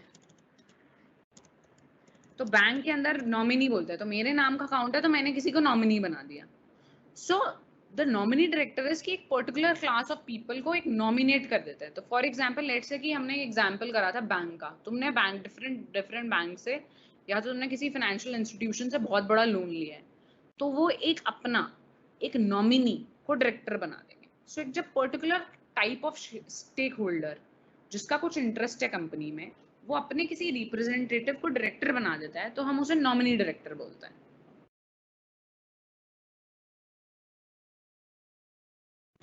alternative director appointment by the third party बता दीजिए। देखो थर्ड पार्टी होगी, जैसे बैंक एक तरीके से थर्ड पार्टी हो गई, right. So alternate director is like कि भाई let me quote this line, an alternative director क्या होता है बेसिकली, कई बार क्या होता है एक डायरेक्टर डिफरेंट कंपनीज के अंदर डायरेक्टर है, ठीक है। तो इसके अंदर क्या लिखा हुआ है that the board of directors of the company, अगर उन्हें ऑथराइज है, अगर उनका आर्टिकल्स परमिट करता है, तब वो एक रेजोल्यूशन पास करेंगे एनुअल जनरल मीटिंग में और वो अपॉइंट करेंगे एक पर्सन को अदर देन द पर्सन जो ऑलरेडी किसी और कंपनी में डायरेक्टर है या फिर किसी और कंपनी में कोई ऑल्टरनेट डायरेक्टर है। अगर वो किसी और कंपनी में नहीं है, वो पर्सन किसी भी और कंपनी से एसोसिएटेड नहीं है, तो उसे हम एक ऑल्टरनेटिव डायरेक्टर बना सकते हैं during the absence for a period of not less than 3 months। तो यानी कि अगर मैं डायरेक्टर हूँ और मैं 3 महीने के लिए कहीं जा रही हूँ, तो 3 महीने तक के लिए मेरी जगह एक ऑल्टरनेटिव डायरेक्टर खड़ा हो जाएगा। लेकिन वो डायरेक्टर कौन हो सकता है, वो डायरेक्टर वही हो सकता है जो किसी और कंपनी में ऑल्टरनेटिव डायरेक्टर ना हो या वो किसी और कंपनी में डायरेक्टर भी ना हो। एक नया पर्सन को हम हायर कर देते हैं to become an alternate director for a certain period of time.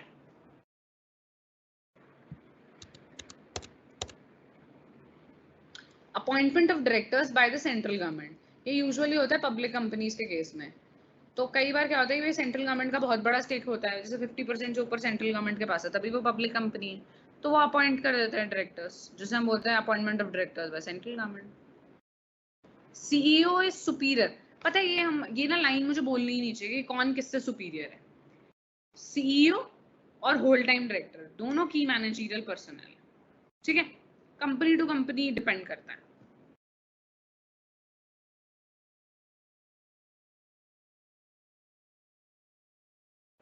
कैसे सिलेक्ट करेंगे कि कौन 2/3 में है या कौन 1/3 डायरेक्टर्स में है? तो आई अगेन रिपीट कि क्या लाइन लिखी हुई थी कि भाई directors to retire by rotation, मतलब 2/3 वाले shall be those who have been longest in the office since their last appointment. तो सबकी हमारे पास डेट ऑफ अपॉइंटमेंट होती है, तो सबका हमारे पास टेन्योर है कि वो इतने इतने दिनों तक डायरेक्टर रह चुके हैं, तो हम एक डिसेंडिंग ऑर्डर पे लिस्ट तैयार कर देंगे। तो जो पहले वाले 2/3 वाले होंगे उनको हम बना देंगे रोटेशनल डायरेक्टर्स को, और बाकी वाले 1/3 में रहेंगे। सो टेन्योर डिसाइड करता है। अच्छा मैम, की मैनेजरियल में 6th पॉइंट में, अच्छा की मैनेजरियल पर्सनल के 6th पॉइंट में 5 करोड़ और 10 करोड़ का डिफरेंस आ रहा है। लेट मी सी। की managerial personal, I think you should give me the photo. ऐसा हो नहीं सकता कि डिफरेंस हो। आई थिंक दोनों लिमिट्स हमने पढ़ी हैं, तो एक बार रीड कर लो, वो दो डिफरेंट है। 10 करोड़ का अलग सिस्टम है, 5 करोड़ का अलग है। दोबारा बता देती हूँ एक बार, बाकी मुझे फोटो भेज दो तो मैं तुम्हें उससे भी हाईलाइट कर दूंगी।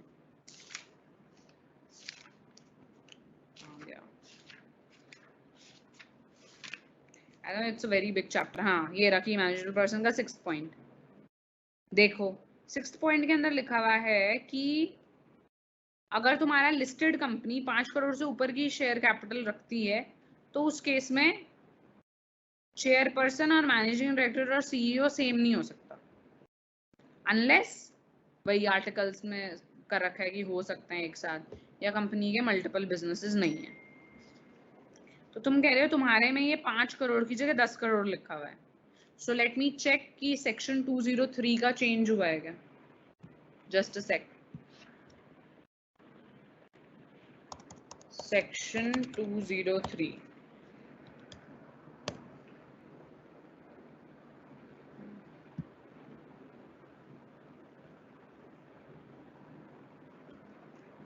टू 203(1) है subsection.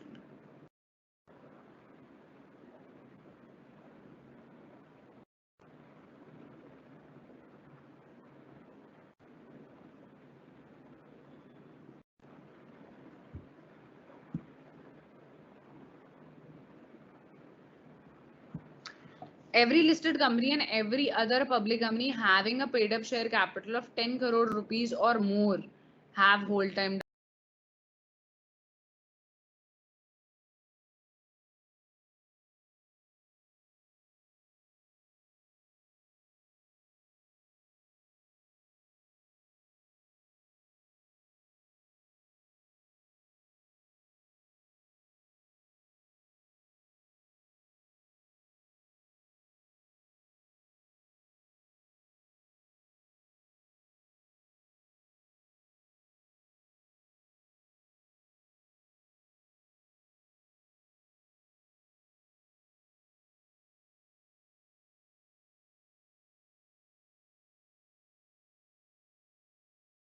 directors.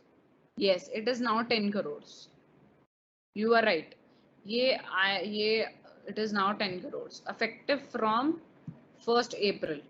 Yes, it is 10 crores.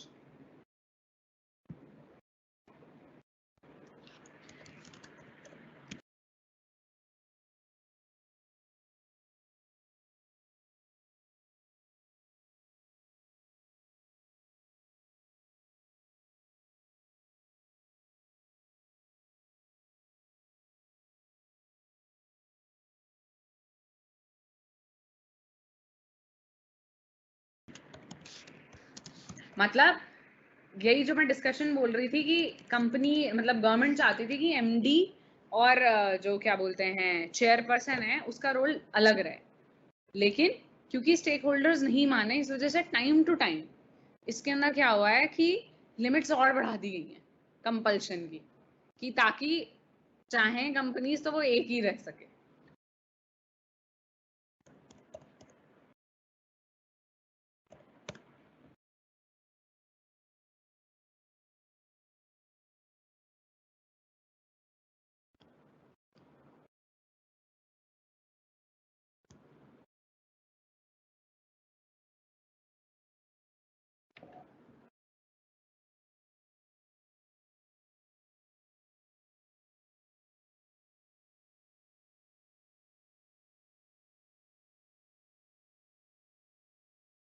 साहिल, इन सभी अमेंडमेंट्स के लिए कहाँ से पढ़े? आई विल मेक श्योर कि तुम्हारे पास जितनी भी जो भी अमेंडमेंट्स आई हैं, आई विल मेक श्योर कि वो सेम रहती हैं। आई विल टैली बैक, और अगर कुछ भी चेंज होगा तो मैं बताऊंगी, तुम्हें कुछ देखने की जरूरत नहीं है। You just have to follow this, ठीक है? सो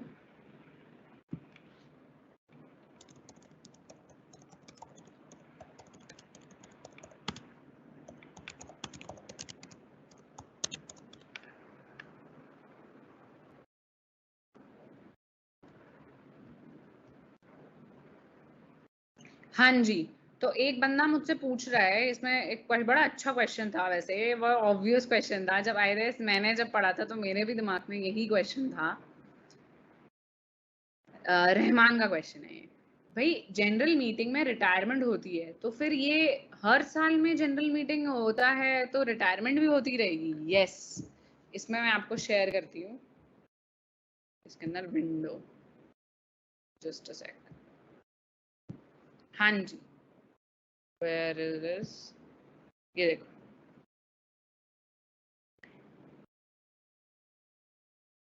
इसके अंदर जैसे लिमिट लगा रखी है ना, जैसे रोटेशनल और नॉन रोटेशनल है तो हर साल 2/3 पीपल रिटायर होते रहेंगे और उनकी वैकेंसी कोई और पर्सन भरता रहेगा। तो इसके अंदर इन्होंने क्या किया, पूरा ये पढ़ना पड़ेगा वैसे ब्लॉग, बट यस, हर साल जो 2/3 और 1/3 का रेशियो है उस हिसाब से लोग रिटायर होते रहते हैं।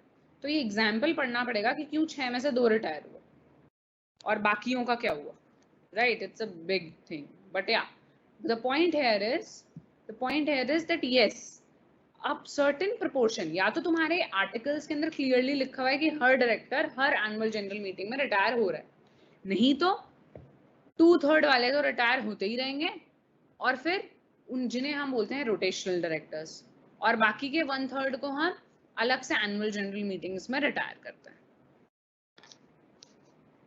ठीक है? ऐसा क्यों होता है?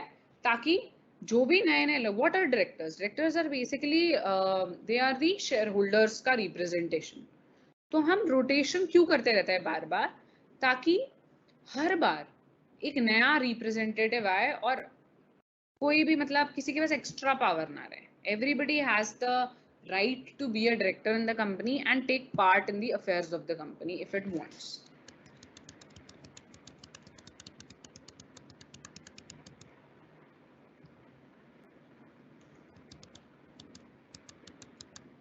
10 crore is right, absolutely. I repeat, की मैनेजरियल पर्सोनल का जो 6th पॉइंट है, मैं दोबारा आपके सामने 6th पॉइंट दिखा देती हूँ, एक बार आप दोबारा देख लो, कोई डाउट नहीं होना चाहिए इसके अंदर। की managerial personnel, that is part 2 में था ना हमारा। हाँ, इसका ये जो 6th पॉइंट था ना, it is to be noted that in a listed company and in any other company having paid up share capital, ये जो चीज है, अब ये 5 करोड़ से 10 करोड़ हो गई।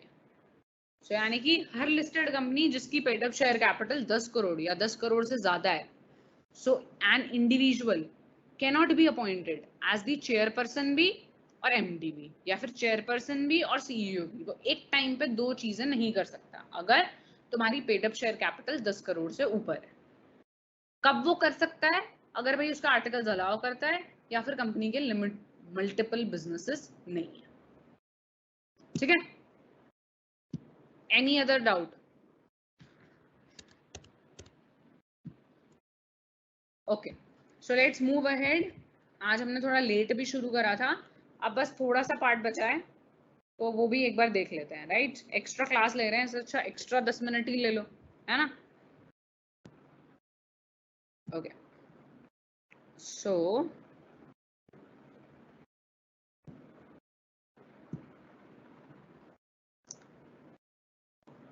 key managerial person.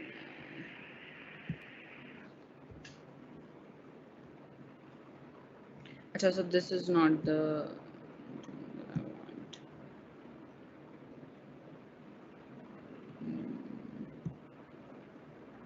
I want part 1. So in the part 1, what all is left? Company management, legal position, composition, director identification number. हमें पता है कि हर डायरेक्टर का डायरेक्टर आइडेंटिफिकेशन नंबर होना ही चाहिए. कोई भी पर्सन डायरेक्टर नहीं बन सकता अगर उसका डायरेक्टर आइडेंटिफिकेशन नंबर ना हो. डायरेक्टर आइडेंटिफिकेशन नंबर कैसे मिलता है? Application for allotment of director identification number provides that every individual जो भी डायरेक्टर बनना चाहिए उसे सेंट्रल गवर्नमेंट से परमिशन लेनी पड़ेगी कि वो डायरेक्टर बने और फिर उसको DIN नंबर एलोकेट होगा. अब सेंट्रल गवर्नमेंट से परमिशन लेने के लिए एक फॉर्म भरना पड़ेगा इंडिविजुअल को. उस फॉर्म में वो अपना proof of identity, residence, signature, photograph, ये सब कुछ डालेगा. ठीक है, ये साइन और सबमिट करेगा. राइट. डिजिटली वेरीफाई मतलब CA और CS और कॉस्ट अकाउंटेंट इन सबका वेरिफिकेशन भी लेना पड़ेगा. फिर उसे अलॉटमेंट मिलेगा फॉर्म वगैरह भरने के बाद. कब अलॉटमेंट मिलता है? With in 1 month. जब तुम एप्लीकेशन भरते हो उसके विद इन 1 मंथ तुम्हें DIN अलॉट हो जाता है. एक बार तुम्हें DIN अलॉट हो गया उसके बाद तुम डायरेक्टरशिप ले सकते हो हाथ में. ठीक है. अच्छा, ये सेंट्रल गवर्नमेंट आपका फॉर्म देख के, आपका सब कुछ देख के फिर वो डिसाइड करती है कि आपको अलॉट करना है कि नहीं. अगर वो एक्सेप्ट करती है तो आपको DIN नंबर मिलेगा. अगर वो रिजेक्ट करती है तो आपको ये कम्युनिकेट करा जाएगा या तो लेटर से या इलेक्ट्रॉनिकली. अगर रिजेक्ट होता है so the provisional DIN allotted shall get lapsed and the fee shall be refunded. तो जो आपने फीस दी है वो आपको रिफंड हो जाएगी और आपको DIN अलॉट नहीं होगा. Provision to obtain more than one DIN, ये जरा ये पता होना चाहिए. That a person cannot possess 2 DIN. DIN एक ही रहेगा भले वो डिफरेंट कंपनीज में डायरेक्टर हो. एक ही DIN नंबर से वो डायरेक्टर बनेगा. ठीक है. अपॉइंटमेंट ऑफ डायरेक्टर्स तो हमने कर लिया, 6 डिफरेंट तरीकों से होता है. अच्छा, classification of directors. A person may be considered a director or if he or she is formally appointed by the board of directors. भैया बोर्ड ऑफ डायरेक्टर्स जब अपॉइंट करते हैं तो हम उसे बोलते हैं डी ज्यूरे डायरेक्टर बन गया वो. ठीक है. He or she can also be a de facto director or a shadow director. मतलब डिफरेंट टाइप्स दे रखे हैं इन्होंने. तो what is a de facto director? Directors who have not been formally appointed yet openly act as or openly assume the position of a director despite the lack of authority. तो यानी कि जो directors जिन्हें officially director नहीं बनाया लेकिन वो openly act ऐसे करते हैं जैसे वो डायरेक्टर हैं या फिर पोजीशन अपनी ऐसे बिना किसी अथॉरिटी के अपने आप को डायरेक्टर बोलते हैं, उन्हें हम डी फैक्टो डायरेक्टर्स बोलते हैं. याद है हमने बहुत पहले पढ़ा था कि कुछ डायरेक्टर्स जो होते हैं वो असल में डायरेक्टर नहीं है लेकिन वो डायरेक्टर होने का नाटक करते हैं. फिर वो क्या बोलते हैं डिविडेंड वगैरह सब ले रहे होते हैं और फिर बाद में जब लिक्विडेशन हो जाता है तो बोलते हैं भाई हम तो डायरेक्टर थे ही नहीं, हम तो थे ही नहीं, आप लोगों ने अपडेट नहीं करा, हमारी कोई गलती नहीं है. तो भी हम बोलते थे नहीं भाई ये तो डीम मान लिए जाएंगे कि ये डायरेक्टर हैं अगर वो ऐसे एक्ट कर रहे हैं, अज्यूम कर रहे हैं पोजीशन डायरेक्टर की. तो उस समय ये वर्ड यूज नहीं करा था. बट ऐसे डायरेक्टर्स जो असल में फॉर्मली अपॉइंट नहीं हुए लेकिन अपने आप को डायरेक्टर की तरह दिखाते हैं उन्हें हम डी फैक्टो डायरेक्टर्स बोलते हैं. डीम्ड डायरेक्टर्स हो जाते हैं. Shadow directors. Shadow director is someone who hides the fact. अब इधर तो ये ओपनली बोल रहा था, ओपनली अज्यूम कर रहा था कि मैं डायरेक्टर हूँ. यहाँ पे हाइड कर रहा है वो फैक्ट कि he is in control of the company. उस केस में हम उसे बोलते हैं शैडो डायरेक्टर. सो डी फैक्टो डायरेक्टर कौन होता है? जो अपीयर कराता है कि हाँ वो डायरेक्टर है. और शैडो डायरेक्टर कौन होता है? जो छुपाता है कि वो असल में डायरेक्टर है. So a shadow director is like a puppet master who controls the actions of the board and the directors on the board are accustomed to acting on the instructions of the shadow director. मतलब उसके पास power है लेकिन वो दिखाता नहीं है. So that type of person is a shadow director. For example, it is possible for a parent company to be the shadow director of its subsidiary company. तो subsidiary company का board असल में shadow director की बात ही सुनेंगे. तो वो shadow director कौन है? उसकी parent company. Deemed director. Deemed director क्या होता है? Any person whose directions or instructions the board of directors is any person on whose directions or instructions the board of directors act। ऐसा कोई भी person जिसकी बोर्ड ऑफ डायरेक्टर्स बात मानते हैं उसे हम डीम्ड डायरेक्टर बना देते हैं, accustomed to act, right? However, acting on the directions of a person by the board once in a while will not make such a person a director। एक बार बात मान ली कोई बात नहीं, बट बार बार उसकी बात मान रहे हैं तब हम उसे डीम्ड डायरेक्टर मानेंगे। अच्छा, अब ऐसे तो तुम बोलोगे भाई बोर्ड तो किसी सीए की भी बात मानता है, किसी सॉलिसिटर की भी बात मानता है, तो उसे हम डीम्ड डायरेक्टर नहीं बना देंगे, हम एक individual. So moreover if the board acts on the advice given by a person in his professional capacity, that person shall not be treated as a deemed director। ठीक है? एग्जीक्यूटिव और non executive directors, executive जो functioning में help करते हैं, non executive जो functioning में help नहीं करते हैं। एग्जीक्यूटिव डायरेक्टर्स क्योंकि डे टू डे फंक्शनिंग में काम करते हैं, उन्हें रेम्यूनरेशन मिलता है, सैलरी मिलती है। Non executive directors day to day functioning में काम नहीं करते, उन्हें कोई सैलरी नहीं मिलती। ठीक है? लास्ट टॉपिक फॉर टुडे हम करेंगे maximum number of directorship. Section 165 क्या बोलता है? That the maximum number of companies in which a person can be director is 20।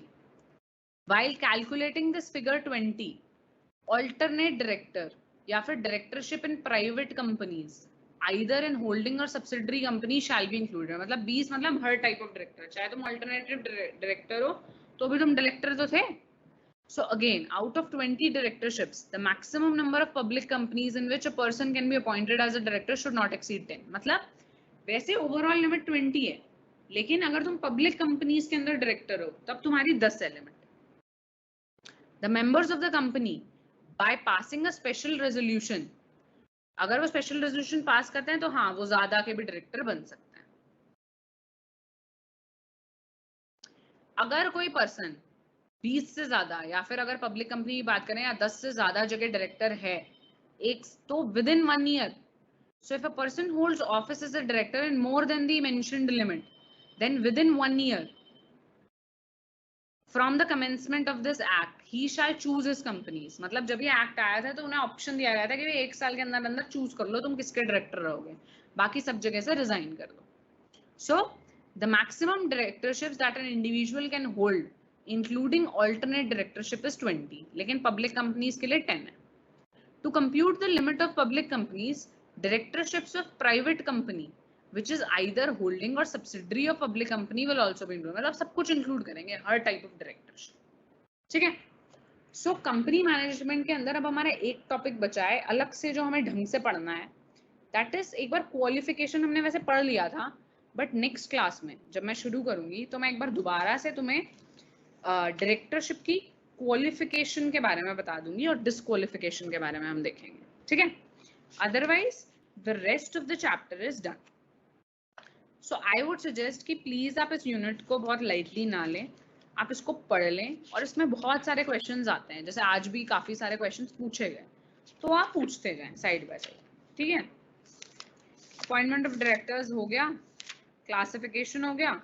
Next class में एक बार हम क्वालिफिकेशन ऑफ डायरेक्टर्स पढ़ेंगे और रिमूवल ऑफ डायरेक्टर्स पढ़ेंगे।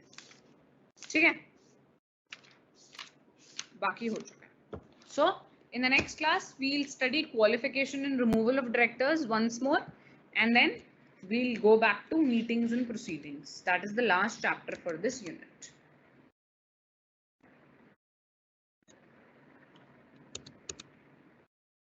अच्छा, Chaitanya is asking why 2 people are retired।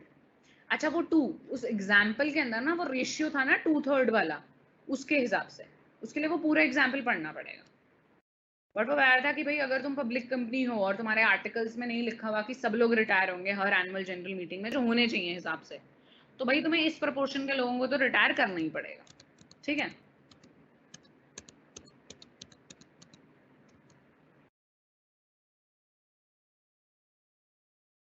साहिल, मैं नेक्स्ट ईयर ITL पढ़ा दूं। भैया मुझे नहीं पता मैं क्या पढ़ाऊंगी, जो भी मुझे अलॉट कर दिया जाएगा मैं वो पढ़ा दूंगी। ठीक है? So no other question has been asked from me. I hope कि स्मॉल डायरेक्टरशिप तुम्हें कीमती समझ में आ गया हो।